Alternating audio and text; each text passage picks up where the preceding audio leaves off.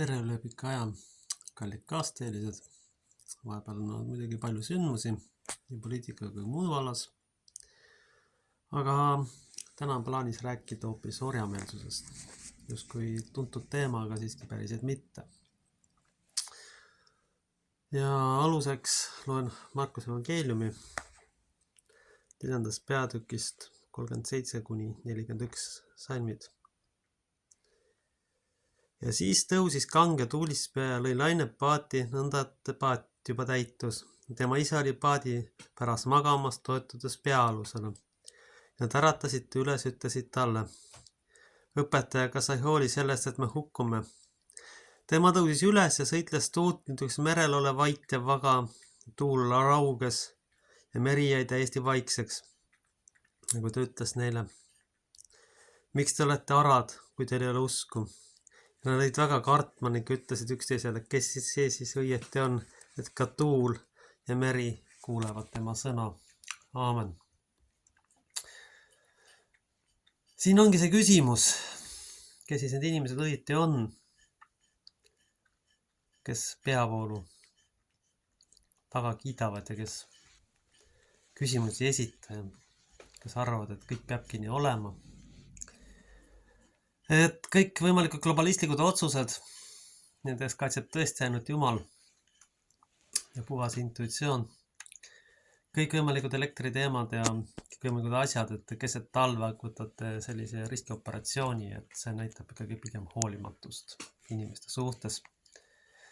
Ja selliste operatsioonide puhul ma ei ole küll nüüd spetsialist, on alati riskid olemas. Ja kõikide globalistliku operatsiooniga on täpselt samamoodi.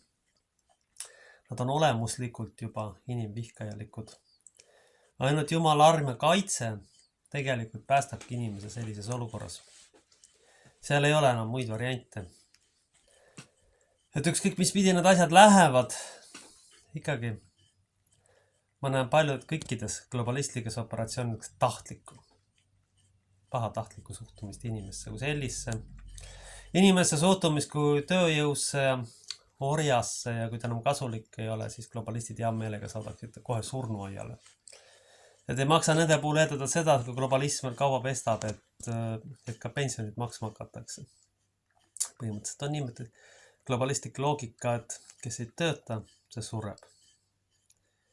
Selleks need ideaalne unistus ja muidugi teha seda aastate jooksul, vaid seda tehakse pikkamööda, vaikselt kaotatakse see ära.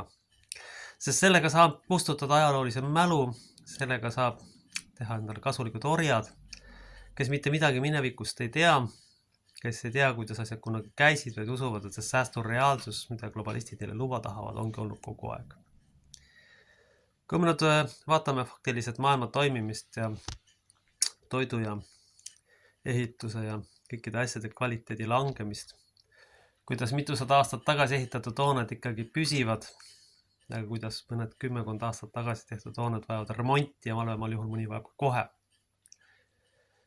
Küsimus ongi tohutus kasumi ahnuses, tohutus elukvaliteedi teadlikkus langetamises, informatsiooni ja teadmist ühiskonnast välja võtmises. Selles on see probleem. Me paneme lihtsalt faktid ette, väga lihtsad numbrid. Inimesed ei muidugi viitsi süveneda, vaid ikkagi kahjuks paljud meie hulgast ikkagi vaatavad seda peavoolu, mis tegelikult lausa valetab ja petab ja õigustab mingit globalistlikku terrorismi lihtsalt. Tasakaalustavaks jõuks on praegu siiski Ameerikas toimunud sündmused, mis ma usun ja loodan tasakaalustavad oluliselt seda globalistlikku õudust. Kuigi võib ju arvatagi, et iga maavalitseja, kui ta on vähegi tasakaalukus, seisab ikkagi oma rahva huvidest. Aga igal juhul on 100 korda etem kui mingisugune globalistlik õudus. Midagi ei ole teha. See on selles mõttes etem vähemalt väärtuspõhisest aspektist vaadates, sellepärast, et see tsivilisatsioon, kes kuulutab, et on palju sugusid, tekitab tegelikult ikkagi kaose ja suundub vaikselt ikkagi, ütleme siis rahva elujõu ja kõikide asjade tühjaks kurnamisele ja likvidatsioonini, parem hiljem. Ma ei usu, et osad inimesed on nagu nii harimatud, et nad ei tea, milleni sellised protsessid viivad. Tegelikult muidugi teavad väga hästi. aga inimesel on iseloomulik lojaalsus teatud agendadele. Isegi kui on nad puht objektiivselt lähtudes ebamäärased ja ohtlikud, ikkagi usaldatakse neid. Pigem enne kui fakte, pigem enne kui seda, et majandus on sisuliselt põhjas, tööpuudus on päris suur. Inimesed tegelikult on juba paljud alatoitluses ja näljas või rabavad ennast 3 töökoha peal surnuks.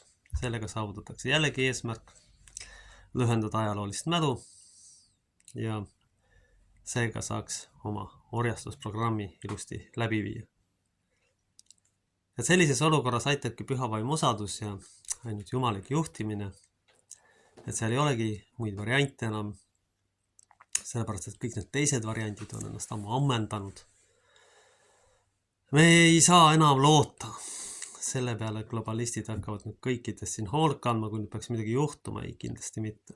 See ei ole neil isegi mitte plaanis, sellepärast et siin on plaanis ikkagi paanikat, hirmu, lõhestamist, inimesi tervist lõhkuda, närvisüsteemi lõhkuda, hirmutada ja sundida säästuprogrammi ja säästu elu peale. Üks viimaseid uudiseid, mida ma sotsiaalmeedias tegelikult nägin, oli putukate värk. Et grupp seltsimehi arvab, et toidus peavad olema putukad. No tulge taevas appi, milleni me oleme jõudnud. See grupp seltsimehi võiks ise oma putukaid süüa. Mitte mõelda selle peale, et teised inimesed peaksid seda tegema, kuna kellelegi on selline idee tulnud.